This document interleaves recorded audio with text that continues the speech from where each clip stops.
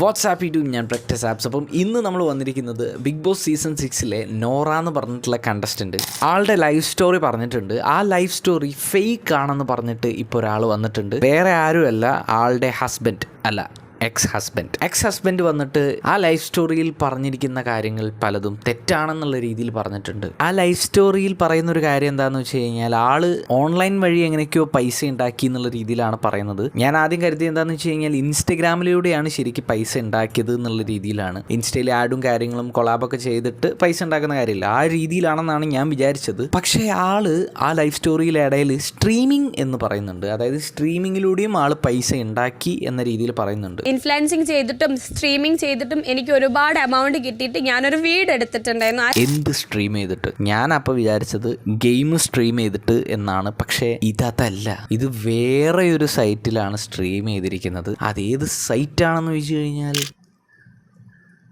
അതാണോ അറിയില്ല, ഏതോ ഒരു സൈറ്റിൽ നിന്നാണ് പറഞ്ഞത്, അതാവാം, അറിയില്ല. ഓക്കെ, വാട്ട് എവർ, ഇതൊന്നും ഞാനല്ല പറഞ്ഞത്. നമുക്ക് നമ്മുടെ വിഷയത്തിലേക്ക് തിരിച്ചെത്താം. ആള് പറയുന്നുണ്ട് സോഷ്യൽ മീഡിയയിൽ കൂടി കിട്ടിയ പണം കൊണ്ടായതുകൊണ്ടാണ് എന്താ കയറാത്തത്. ഓക്കെ, സോഷ്യൽ മീഡിയയിൽ കിട്ടിയ പണങ്ങൾ നമുക്കൊന്ന് ചെക്ക് ചെയ്യാം. ആൾക്ക് ഇൻസ്റ്റാഗ്രാം ഉണ്ട്, ഇൻസ്റ്റാഗ്രാമിൽ അത്യാവശ്യം ഫോളോവേഴ്സുകളാണ്. ഇൻസ്റ്റാഗ്രാമിൽ എത്ര റവന്യൂ കിട്ടും? അത് ഈ അടുത്ത് സ്റ്റാർട്ട് ചെയ്താണ് റവന്യൂ കാര്യങ്ങളൊക്കെ. അത് നല്ല റീച്ചായ വീഡിയോസിന് എന്താ പറയുക, ഏകദേശം എമൗണ്ട് കാര്യങ്ങളൊക്കെ നിങ്ങൾ ഇന്ന് ചെക്ക് ചെയ്ത് കഴിഞ്ഞാൽ നിങ്ങൾക്ക് മനസ്സിലാവും. ലാക്സിലേക്ക് പോവോ അല്ലെങ്കിൽ എന്താ പറയുക ഈ 1000 ഒതുങ്ങുമെന്ന്. അപ്പോൾ ഇൻസ്റ്റാഗ്രാം വഴിയിട്ട് ഇനി വേറി പോയി കഴിഞ്ഞാൽ എന്താ പറയുക കൊളാബറേഷൻ ഉണ്ടാവും, ഇങ്ങനത്തെ ഷൂട്ടും കാര്യങ്ങളുണ്ടാവും. ഇതിൽ കൂടി എന്താ പറയുക അപ്പോൾ ഈ ആൾക്ക് ഇൻസ്റ്റാഗ്രാം വഴി ഇങ്ങനെ കിട്ടാൻ ചാൻസ് ഉണ്ട്. അപ്പോൾ യൂട്യൂബിൻ്റെ കാര്യത്തിൽ വരികയാണ്, യൂട്യൂബിൽ ആളെ സബ്സ്ക്രൈബേഴ്സ് ആണ് നിങ്ങൾ കാണുന്നത്. ഏകദേശം വിരലിൽ എണ്ണാവുന്ന സബ്സ്ക്രൈബേഴ്സേ ഉള്ളൂ. അപ്പോൾ യൂട്യൂബിൽ നിന്ന് എന്താ പറയുക നോ ചാൻസ്. ഇനി ഫേസ്ബുക്കിലേക്ക് പോവുകയാണെങ്കിലോ അതും നിങ്ങൾക്ക് ചെക്ക് ചെയ്യാം. അപ്പോൾ നിങ്ങൾ കോമൺ സെൻസ് ഉപയോഗിച്ച് ഒന്ന് ആലോചിച്ച് നോക്കിയാൽ മതി.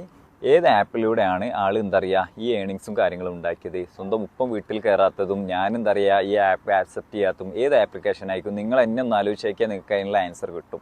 പിന്നെ വേറൊരു കേസ് എന്താണെന്ന് വെച്ച് കഴിഞ്ഞാൽ ഈ ഒരു കാര്യം ഞാൻ ഡയറക്റ്റ് എന്താ ചെയ്തത്, ഞാൻ പള്ളി കമ്മിറ്റി അറിയിച്ചു. പിന്നെ അവിടെ ഒരു ഇഷ്യൂ ആയി കാര്യങ്ങളൊക്കെ. ആൾക്ക് എന്താ പറയുക ഇത് ഒഴിവാക്കിയിട്ട് എൻ്റെ കൂടെ വരണം എന്ന് താല്പര്യമില്ല. ആൾക്ക് എന്താ പറയുക ആളെ റവന്യൂ കാര്യങ്ങൾ ഇതിൽ നിന്ന് എന്താ പറയുക റവന്യൂ ഉണ്ടാക്കിയിട്ട് എന്താ പറയുക ഉയർച്ചയിലേക്ക് പോവുക. ഓക്കെ, ആളെ ഇഷ്ടം അങ്ങനെ ആണെങ്കിൽ ആളങ്ങനെ പോട്ടെ. ഞാൻ അവിടെ ഡിസൈഡ് ചെയ്ത് എൻ്റെ കൂടെ വരണമെങ്കിൽ ഈ ആപ്പ് ടോട്ടലി എടുത്ത് എറിയണോ, എന്നാൽ എൻ്റെ കൂടെ ജീവിക്കാൻ പറ്റും. ഞാൻ ആ കണ്ടീഷൻ വെച്ച് അവിടെയാണ് എന്താ പറയുക ഞങ്ങൾ ഡിവോഴ്സിലേക്കുള്ള ചൂട് വെക്കുന്നത്. നോറയുടെ ഹസ്ബൻഡ് ഡിവോഴ്സ് കൊടുക്കില്ല എന്ന് നോറയോട് പറഞ്ഞു എന്നുള്ള രീതിയിൽ ആ ലൈഫ് സ്റ്റോറിയിൽ പറയുന്നുണ്ട്. പക്ഷെ നോറയുടെ ഹസ്ബൻഡ് പറയുന്നത് എന്താണെന്ന് വെച്ച് കഴിഞ്ഞാൽ നോറയും പിന്നെ ഞാൻ ഹസ്ബൻഡ് എന്നല്ല പറയുന്നത്, എക്സ് ഹസ്ബൻഡ് കേട്ടോ. നോറയുടെ എക്സ് ഹസ്ബൻഡ് പറയുന്നത് എന്താണെന്ന് വെച്ച് കഴിഞ്ഞാൽ അവർ ഡിവോഴ്സ് ആവാനുള്ള കാരണം എന്താണെന്ന് വെച്ച് കഴിഞ്ഞാൽ ഈ നോറ എന്ന് പറഞ്ഞ വ്യക്തി മറ്റൊരു പ്ലാറ്റ്ഫോമിൽ വേറൊരു തരത്തിലുള്ള പ്ലാറ്റ്ഫോമിൽ സ്ട്രീം ചെയ്യുന്നു എന്നാണ് പറയുന്നത്. സ്ട്രീം ചെയ്തിരുന്നു, ഞാൻ പറഞ്ഞല്ലോ ഏത് പ്ലാറ്റ്ഫോമാണെന്നുള്ളത് എനിക്കറിയില്ല, മേ ബി ഇതാവാം എന്നേ ഞാൻ പറഞ്ഞുള്ളൂ. ഇതുപോലത്തെ ഏതോ പ്ലാറ്റ്ഫോം എന്നുള്ള രീതിയിലാണ് ആ എക്സ് ഹസ്ബൻഡ് സംസാരിച്ചിരിക്കുന്നത്. വാട്ട് എവർ, അങ്ങനെ ഒരു പ്ലാറ്റ്ഫോമിൽ സ്ട്രീമിംഗ് ചെയ്തിട്ട് ഒരുപാട് പൈസ ഉണ്ടാക്കി നോറ. പക്ഷേ അത്തരം ഒരു പ്രവൃത്തിയോട് ഈ എക്സ് ഹസ്ബൻഡിന് താല്പര്യമില്ല ആൻഡ് അത് നിർത്തണം എന്ന രീതിയിലും ആള് പറഞ്ഞു. ആ രീതിയിൽ പൈസ ഉണ്ടാക്കിയത് കൊണ്ടാകാം ഈ പറയുന്ന നോറയുടെ ഫാദറിനൊന്നും ഈ വീട്ടിൽ കയറാൻ താല്പര്യമില്ല, അത്തരം ഒരു പൈസയോട് താല്പര്യമില്ല എന്ന രീതിയിലൊക്കെ പറഞ്ഞത്. ഇവിടെ കള്ളം പറഞ്ഞതെന്ന് പറഞ്ഞു കഴിഞ്ഞാൽ എന്താ ആള് പറയുന്നത്, ഞാൻ ഡിവോഴ്സ് നൽകാൻ തയ്യാറായിട്ടില്ല എന്ന്. ഒരിക്കലും ഞാൻ തയ്യാറാകാതിരുന്നില്ല. ഞാൻ ഇന്ന് ഡിവോഴ്സ് കിട്ടിയാൽ ഇന്ന് സൈൻ ചെയ്ത് കൊടുക്കും. ആ ഒരു കണ്ടീഷനിലായിരുന്നു ഞാൻ ആ ഒരു സമയത്തുള്ളത്. ഏകദേശം കല്യാണം കഴിഞ്ഞ് ഒരു 3 മാസമായിട്ടുണ്ടാവും. ഞങ്ങൾ എന്താ പറയുക പരസ്പരം മുന്നോട്ട് ഒന്നിച്ച് ജീവിക്കാൻ പറ്റൂല. രണ്ടാളും മ്യൂച്വലി ആയിട്ട് ഡിസൈഡ് ചെയ്ത ഒരു കാര്യമായിരുന്നു ഇനി മുന്നോട്ട് ഞങ്ങൾക്ക് ജീവിക്കാൻ പറ്റൂല എന്ന്. അപ്പോൾ പെട്ടെന്ന് കുറേ ക്വസ്റ്റ്യൻസ് വരും, ഫാമിലിൻ്റെ സൈഡിൽ നിന്ന് വരും, ഫ്രണ്ട്സിൻ്റെ സൈഡിൽ നിന്ന് വരും, സോഷ്യൽ മീഡിയയിൽ നിന്ന് ഒരു കുറേ ക്വസ്റ്റ്യൻസ് വരും. എന്തുകൊണ്ട് നിങ്ങൾ സെപ്പറേറ്റ് ആണ്? ആ ക്വസ്റ്റ്യൻസിനുള്ള ആൻസർ ഞാൻ തരാം. അപ്പോൾ ആൾ തന്നെ എന്താ പറയുക ഈ ഷോയിൽ പറഞ്ഞിട്ടുണ്ട്, അതും റിലേറ്റഡ് ആയിട്ട് തന്നെ എൻ്റെ ആൻസർ ഉണ്ട്. അപ്പോൾ ഞാൻ ഇതിൻ്റെ ക്ലാരിഫിക്കേഷൻ കറക്റ്റ് തരാം. ഞാൻ ഡിവോഴ്സ് കൊടുക്കാൻ എന്താ പറയുക തയ്യാറായിരുന്നു. പക്ഷേ ആൾ ഇങ്ങോട്ട് ആവശ്യപ്പെട്ട എന്താ, ഒരു ഫയൽ FIR ഇട്ട് ഒരു വെള്ള പേപ്പറിൽ എഴുതി പോലീസ് സ്റ്റേഷനിൽ പോയിട്ട് എന്താ പറയുക സാക്ഷികൾ കണ്ട മൊഴി വേണ്ട. നിങ്ങൾക്കറിയാം കല്യാണം കഴിച്ചിട്ടുള്ള കുറച്ച് പേർക്ക് എന്താ പറയുക ഈ സിറ്റുവേഷൻ ഫേസ് ചെയ്ത ഒരുപാട് പേരുണ്ടാവും. അപ്പോൾ ഭാര്യമാർക്ക് എന്താ പറയുക ഒരു വെള്ള പേപ്പറിൽ എഴുതി കൊടുക്കുക, മർദ്ദനം, പീഡനം, 498A, ഭർത്താവിൻ്റെ പീഡനം, ഭർത്താവിൻ്റെ വീട്ടുകാരെ പീഡനം, ഉമ്മയും ഉപ്പ എല്ലാവരിലും ഇൻക്ലൂഡഡ് ആവും. അപ്പോൾ ഇവർക്ക് ഞാൻ ജാമ്യം എടുക്കേണ്ട ഗതികേട് എനിക്ക് വന്നിട്ടുണ്ട്. എൻ്റെ ഉമ്മക്കും ഉപ്പക്കും ഞാൻ പോലീസ് സ്റ്റേഷനിൽ പോയിട്ട് എന്താ പറയുക ജാമ്യം എടുത്തിട്ടുണ്ട് ഇല്ലാത്ത കേസിൻ്റെ പേരിൽ. എന്നിട്ട് അതിൻ്റെ കൂടെ എന്താ പറയുക കേസ് മാത്രമല്ല കോമ്പൻസേഷൻ, സെറ്റിൽമെൻറ്റ്, ഒരു ഹ്യൂജ് എമൗണ്ട് എന്താ പറയുക സെറ്റിൽമെൻറ്റും വേണം. ഓക്കെ, അത് കൊടുക്കാൻ ഞാൻ തയ്യാറല്ല. എന്തുകൊണ്ട്?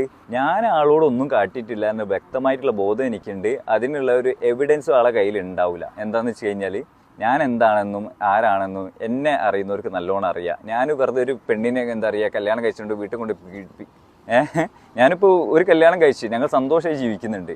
അപ്പോൾ മ്യൂച്വലായി ഞാൻ പറഞ്ഞില്ലേ, മ്യൂച്വലായിട്ട് മുന്നോട്ട് പോകാൻ പറ്റാത്ത പാർട്ട്നേഴ്സ് സെപ്പറേറ്റ് ആയി ജീവിക്കുക. ഇത് തന്നെ ഞാൻ എന്താ പറയുക മുന്നോട്ട് വെച്ചുള്ളൂ. ആൾ അതിൽ എന്താ പറയുക അക്സെപ്റ്റ് ആയി. പക്ഷേ ഈ ഒരു കണ്ടീഷൻ എന്താ പറയുക എനിക്ക് ഒത്തുപോകാൻ പറ്റൂല. ഇപ്പം എൻ്റെ ഉമ്മേൻ്റെ പേരിൽ എല്ലാവരും ഒരു കേസ് ഇടുക, കോമ്പൻസേഷൻ ഇത് സെറ്റിൽമെൻറ്റ് ചെയ്തിട്ട് എന്താ പറയുക ഒരു ഡിവോഴ്സ്. ഞാൻ ആളോട് ഇത് മാത്രമേ പറഞ്ഞുള്ളൂ, ഈ കേസ് പിൻവലിക്കണം. ഇത് രണ്ടാളും മ്യൂച്വലായി ഡിസൈഡ് ചെയ്തല്ലേ, പിന്നെ എന്തിനാണ് കോമ്പൻസേഷന്, പിന്നെ എന്തിനാണ് എൻ്റെ പാരൻസിൻ്റെ പേരിൽ കേസ്, എൻ്റെ പേരിൽ കേസ്. അപ്പോൾ ഞാൻ എന്താ പറയുക ഡിവോഴ്സ് കിട്ടിക്കഴിഞ്ഞാൽ എന്താ പറയുക ഇത് ഇവിടെ വെച്ച് വൈൻഡപ്പ് ചെയ്യാൻ പറ്റും എന്നുള്ള കണ്ടീഷൻ ഞാൻ അങ്ങോട്ട് വെച്ച്. അപ്പോൾ ആൾ എന്താ പറയുക ഓക്കെ ആയില്ല, ഏകദേശം ഒരു വർഷം എടുത്തിട്ടുണ്ട്.